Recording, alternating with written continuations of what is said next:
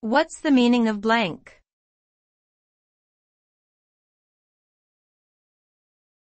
Blank.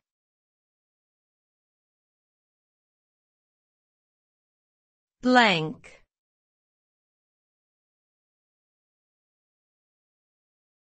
Blank.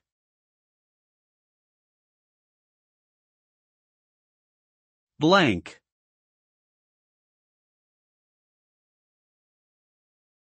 Blank can be used as an adjective or a noun, and it generally refers to something that is empty, devoid of content, or lacking in expression or meaning.